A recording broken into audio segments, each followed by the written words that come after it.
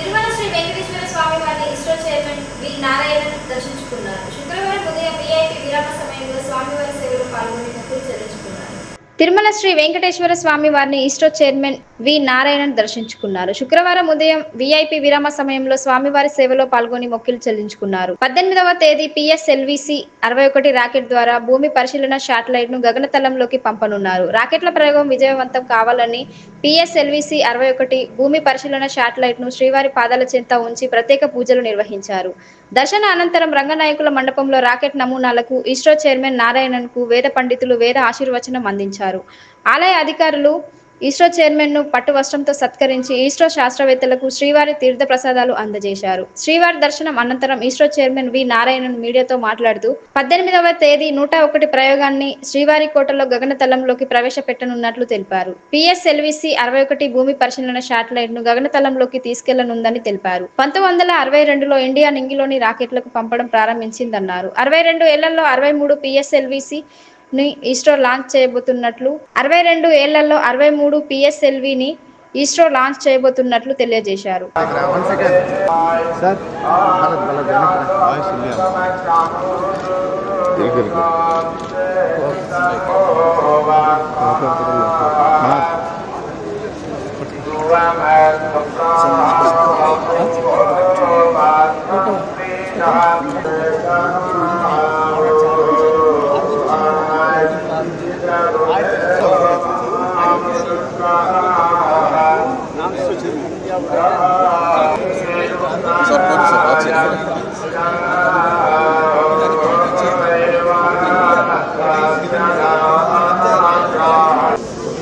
No, dear.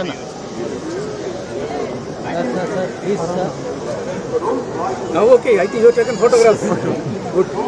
Why? Because we are having meeting. Okay, come, sir. How to Sarada team, sir? Sir, director. I'm regular over.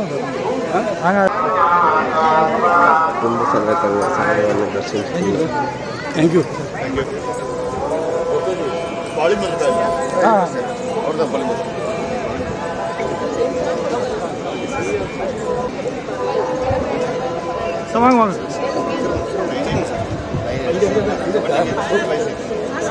Okay, Tambi. Thank you.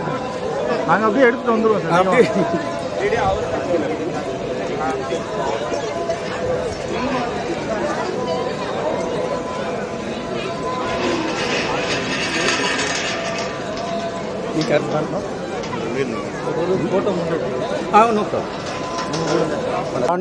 On 18th, early morning, 5:59, we have scheduled the 101st launch of India.